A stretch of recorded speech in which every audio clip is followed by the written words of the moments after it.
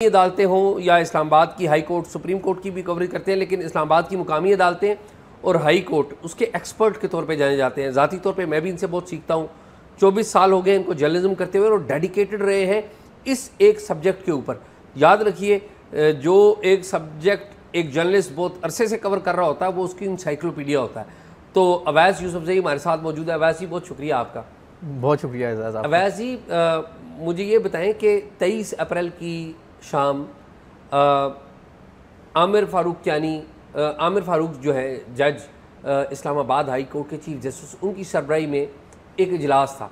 आप उधर Islamabad high court में मौजूद थे और ये इजलास इसलिए बड़ा अहम है कि इस इजलास में वो 6 जज साहिबान भी मौजूद थे जिन्होंने सुप्रीम कोर्ट को ख़त लिखा था कि हमारे काम में इंटेलिजेंस एजेंसियाँ पर्टिकुलरली ISI इन्वॉल्व होती है। ठीक है जी।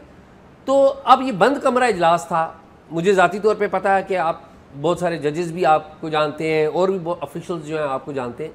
तो कुछ थोड़ा सा बताएं कि क्या फ़ैसला सुप्रीम को जो इस्लामाबाद हाई कोर्ट ने किया है। देखें एजाज़, ये जो फुल कोर्ट इजलास था इस्लामाबाद हाई कोर्ट के चीफ जस्टिस आमिर फ़ारूक की सरबराही में, ये एक बहुत गैर मामूली इजलास था।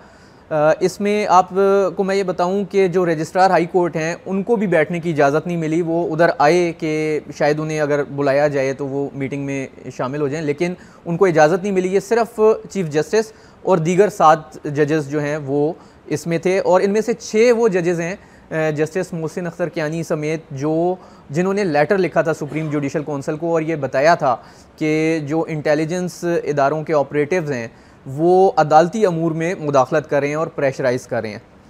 ये जो स्पेसिफाई किया था कौन सी इंटेलिजेंस?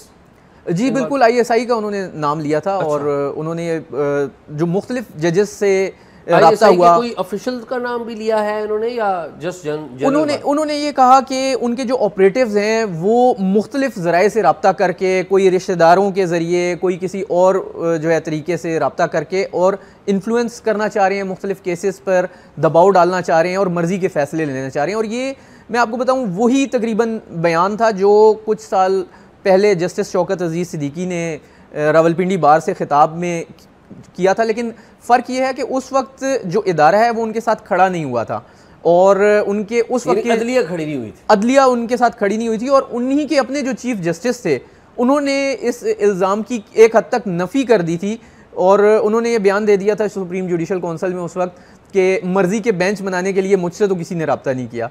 तो बेसिकली उस इल्ज़ाम को उस वक्त उन्होंने डिनाई किया था। लेकिन अब जो है सूरत हाल वो डिफरेंट हो गई है। अब जो तमाम जजेस हैं वो एक पेज पे आ गए हैं। सेम पेज जो है वो अब हाई कोर्ट में भी शुरू हो गया है। वो इस तरह के एक तासुर ये मिल रहा था कि 6 जजेस ने जो ख़त लिखा है तो 6 जजेस एक साइड पर हैं और चीफ जस्टिस दूसरी साइड पे खड़े हैं। और जस्टिस मियाँ गुल हसन औरंगज़ेब के बारे में ये कहा जा रहा था क्योंकि उन्होंने भी ख़त नहीं लिखा था, वो ख़त लिखने वालों में शामिल नहीं थे, उनका एक डिफरेंस ऑफ ओपिनियन था। और लेकिन इसका ये मतलब नहीं था कि वो एजेंसियों के जो ऑपरेटिव्स हैं उनकी मुदाखलत को दुरुस्त करार दे रहे हैं, ये बात नहीं है। सिर्फ उनका पॉइंट ऑफ व्यू ये था कि ये जो तरीक़ेकार था ख़त लिखना, इसे वो शायद मुनासिब नहीं समझ रहे थे। वो कह रहे थे कि वे आउट कोई और होना चाहिए। लेकिन अब जब ये इजलास हुआ, इससे पहले चीफ जस्टिस और 6 जजेस के माबैन एक हम देख रहे थे खलीज जो है वो नज़र आ रही थी। और एक दो वाक़यात ऐसे हुए, मैं आपको बताऊं कि ख़ास तौर पे जो इमरान ख़ान की एक मुबैना बेटी टेरियान जेड वाइट के हवाले से केस इस्लामाबाद हाई कोर्ट में ज़ेरे समाअत था, तो उसमें चीफ जस्टिस आमिर फ़ारूक के साथ 2 दीगर जजेस थे जिसमें एक जस्टिस मोहसिन अख्तर कियानी भी थे।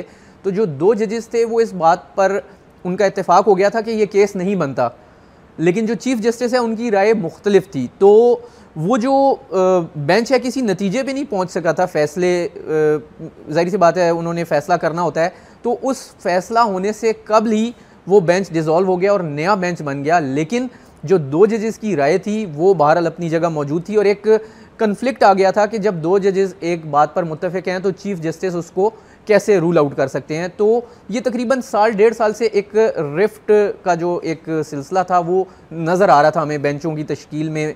और एक मेरा ख्याल है कोई कम्युनिकेशन गैप था जो अब इस फुल कोर्ट मीटिंग के बाद दूर हो गया है। मैं आपको ये बताऊं, बड़ी दिलचस्प बात यह है कि जब ये फुल कोर्ट मीटिंग कॉल हुई तो लग ये रहा था कि बड़ा कोई हंगामा खेज़ किस्म का ये इजलास होगा, लेकिन अनएक्सपेक्टेडली बहुत ही खुशगवार जो माहौल है उसमें ये सारी मीटिंग हुई। जो जजेस हैं उन्होंने अपनी तजावीज़ भी दी और उन्होंने अपने वो तमाम उनके साथ जो जो मुख्तलिफ जो है केसेस के हवाले से बीतती रही, मुख्तलिफ हरबे इस्तेमाल किए गए, उन्हें कॉन्टेक्ट किया गया।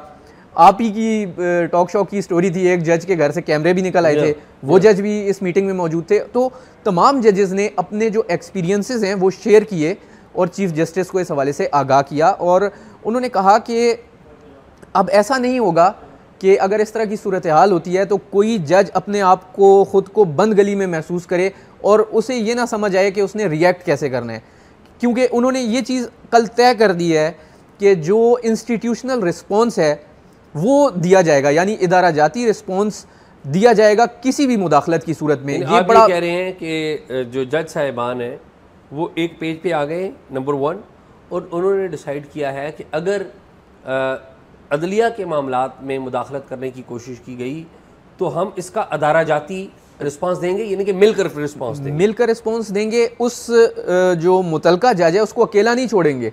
ओके, जिस तरह शौकत सिद्दीकी साहब के साथ हुआ और उन्होंने सफ़र किया फिर, बिल्कुल ठीक बात। तो उसमें नुकसान ये होता है कि जब अकेला बंदा सफ़र करता है तो उसमें बहुत सारे इश्यूज़ आते हैं।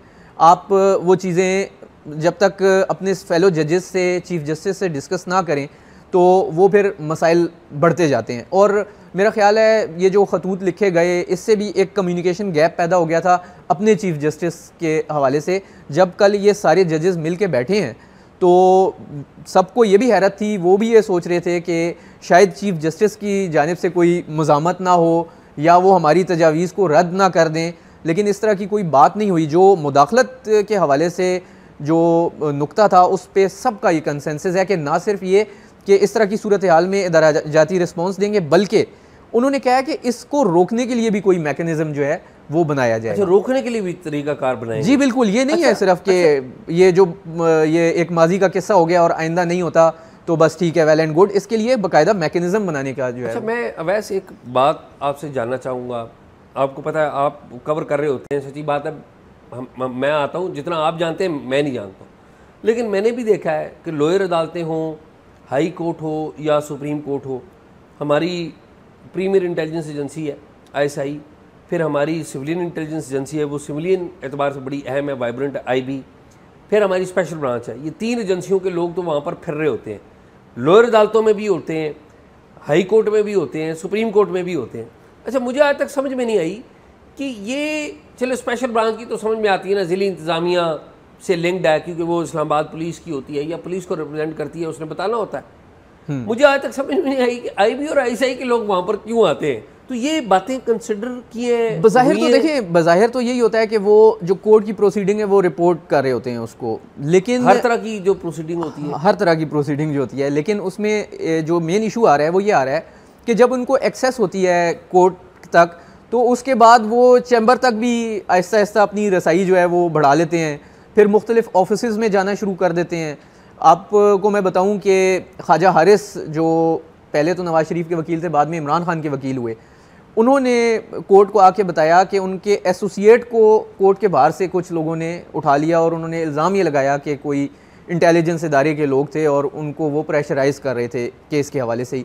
तो इस तरह की चीज़ें भी कोर्ट के नोटिस में हैं कि जो मुख्तलिफ इंटेलिजेंस इदारों के लोग हैं वो उधर मुख्तलिफ जो हैं इस तरह की एक्टिविटीज़ में उनकी इन्वॉल्वमेंट नज़र आई है। तो ये जो फुल कोर्ट है इसमें भी ये बात आई है? उसमें बिल्कुल ये बात आई है और ये बड़ी इंपॉर्टेंट बात है। इस हवाले से बड़े अहम फैसले होने जा रहे हैं जो बहुत जल्द नज़र आएंगे हमें, और जो इस तरह के इंटेलिजेंस इदारों के लोग हैं उनकी पाबंदी, उनकी जो एंट्री है उस पर एक पाबंदी या उसको रेगुलेट करने के लिए चेक रखने के लिए रेगुलेट करने के लिए एक मैकेनिज्म बनाया जाएगा कि वो अगर वहाँ आते हैं तो वो बताएंगे वो किस मकसद के लिए वहाँ आ रहे हैं और वो बाकायदा उस चीज़ को नोट कराएंगे कि उन्होंने किससे मिलना है, किस केस में जाना है, और उसके बाद उनको वो एंट्री मिलेगी एक मखसूस वक्त के लिए। इस तरह नहीं है कि वो सुबह आ जाएं और रात तक जहाँ उनका दिल करे वो फिरते रहें।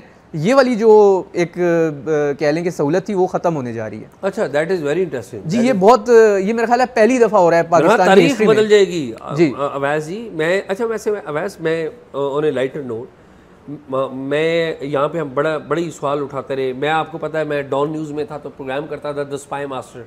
उसका भी थीम ये था कि हमारे जो इंटेलिजेंस इदारे हैं वो कानून के दायरा कार में नहीं है।